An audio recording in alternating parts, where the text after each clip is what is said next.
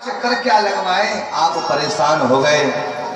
इस जीव को देखो, ये जीव 84 लाख योनियों के जन कितनी चक्कर लगाता चला आ रहा है, कितनी चक्कर लगा लगा करके फिर भी परेशान नहीं हुआ आज तक।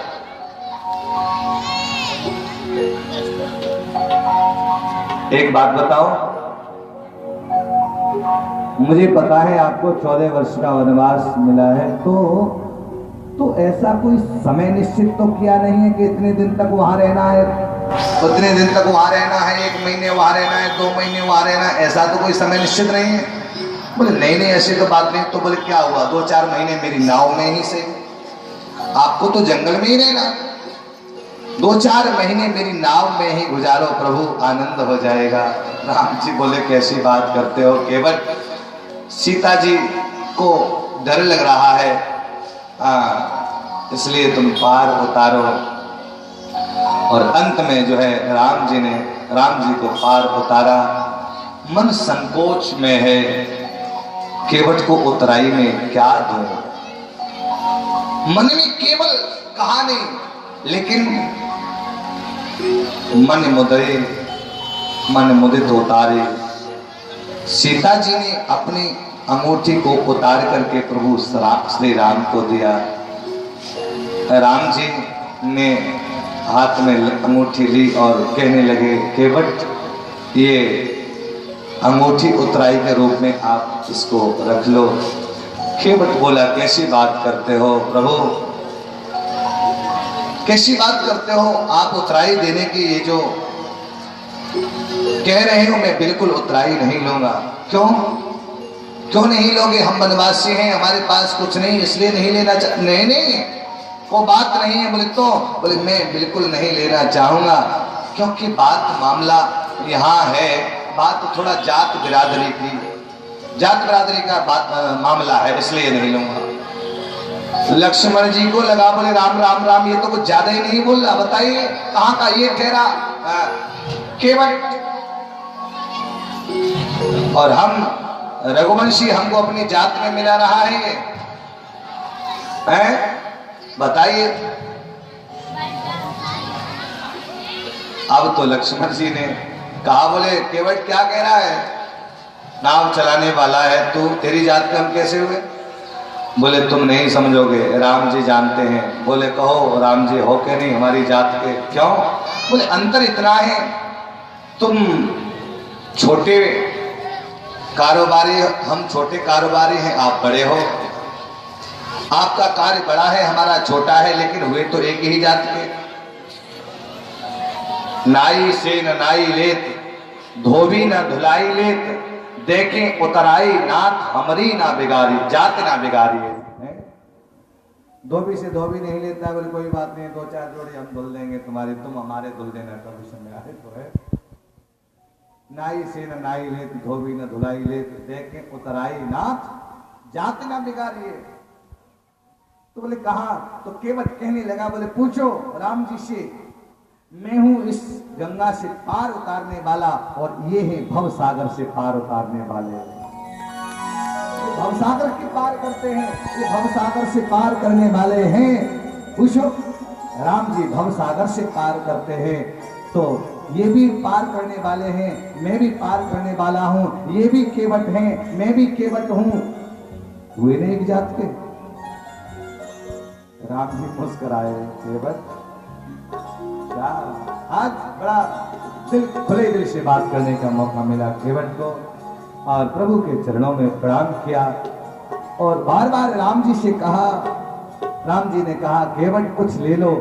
आज हाथ जोड़ करके केवट कहने लगा, प्रभु अगर देना चाहते हो तो, अगर देना चाहते हो तो फिरती बार मोह जो दे, लौट करके जब आओगे, जब आप मुझे दोगे, जो मुझे देना चाहोगे वो मैं स्वीकार कर लूंगा, आशीर्वाद के रूप में वह मैं ले लूंगा, लेकिन अभी नहीं, लौट की बात। राम जी बोले कितना चालाक है ये, तो बताइए। माने कि कहना चाहता है प्रभु श्री राम, 14 वर्ष का समय व्यतीत करने के बाद शायद प्रभु श्री राम और किसी घाट से चले गए, या कहीं होकर के निकल गए, ये मुझे सौभाग्य फिर दर्शन करने का नहीं प्राप्त होगा, तो मानो मांग लिया कि फिरती बार मोह जो देगा, लौटते समय जो मुझे दोगे। यानी कि अगर इनके ऊपर कुछ रहेगा तो मेरे पास जरूर आएंगे, और आएंगे तो मुझे दर्शन होगा, प्रभु श्री राम का फिर दर्शन करने का सौभाग्य प्राप्त होगा। और राम प्रसन्न हुए, आशीर्वाद दिया केवट को। राम जी को सजल नेत्रों से नेत्र भर आए। आज केवट के चरणों को पकड़ लिया केवट ने, प्रभु बहुत बड़ी कृपा की, आपने मुझे दर्शन, मेरे पास तो कुछ भी नहीं है, न धन है, न बल है, और न भक्ति है, न ज्ञान है, न वैराग्य है, कुछ भी तो नहीं है मेरे पास, लेकिन मुझे आपने दर्शन दिया, ये आपकी बहुत बड़ी कृपा है, बहुत बड़ी करुणा है। तभी तो कहते हैं कृपा की न होती जो आदत तुम्हारी, तो सुनी ही रहती अदालत तुम्हारी।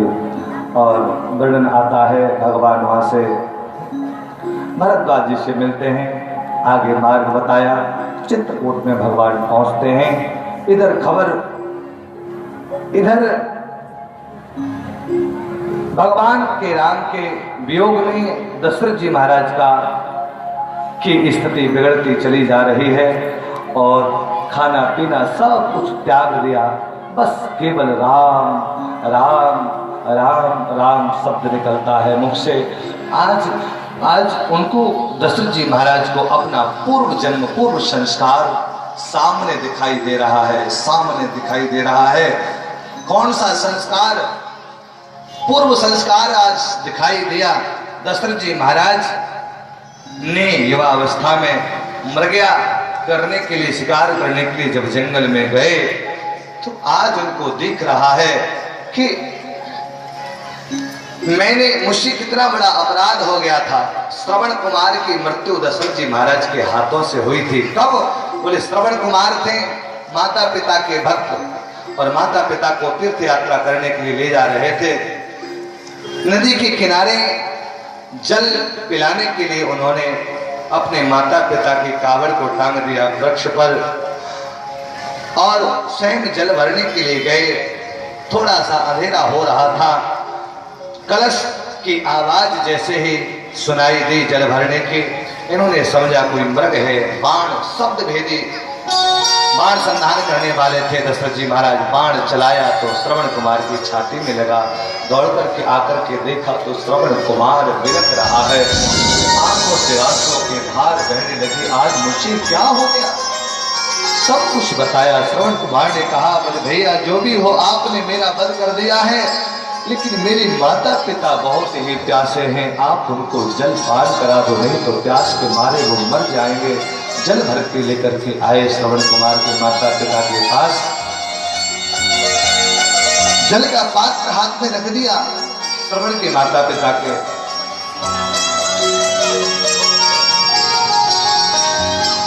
अंधी माता पिता कहने लगी, तुम कौन हो बेटा श्रवण?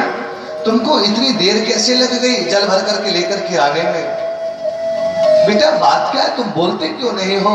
मानो दशरथ जी महाराज विचार करते हैं कि आज मैं बोलूंगा तो मेरी आवाज को सुनकर के ये समझ जाएंगे ये मेरा बेटा पुत्र, ये श्रवण नहीं है। बेटा तुम बोलते क्यों हो? अंधी माँ कहती है रहने दो, तुम परेशान हो गया है बेटा, शायद इसलिए वो नहीं बोल रहा। बेटा तुमको कोई कष्ट है हमसे? बेटा तुम्हें कोई परेशानी है? तुम बोलते क्यों नहीं हो? जब तक तुम बोलोगे नहीं तब तक हम जल ग्रहण ही नहीं करेंगे। अंत में वर्णन आता है, दशरथ जी महाराज के हृदय से चीख निकल गई, और शब्द जब सुना चरणों को पकड़ लिया,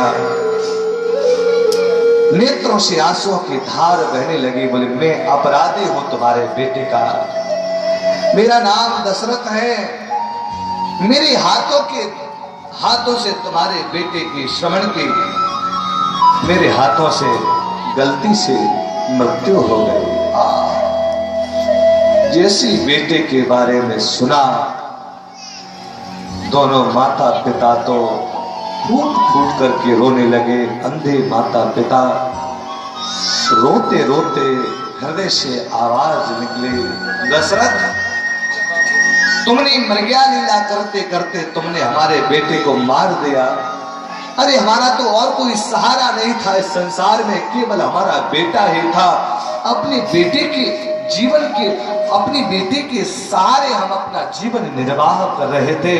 हमारा बेटा, अब हमारे बेटे जैसा हमको संसार में कौन प्राप्त हो सकता है।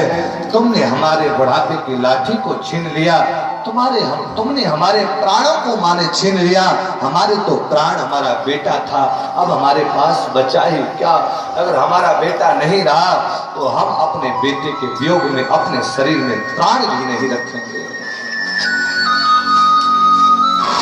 आज उन अंधे माता पिता ने श्राप दे दिया, दशरथ तुमने हमारे बेटे को मारा है। हम अपने बेटे के वियोग में जिस प्रकार तड़प तड़प करके अपने प्राणों को त्याग रहे हैं, ध्यान रखो हमारा श्राप है। एक दिन तुम भी अपने बेटे के वियोग में रोते रोते अपने प्राणों को त्याग दोगे।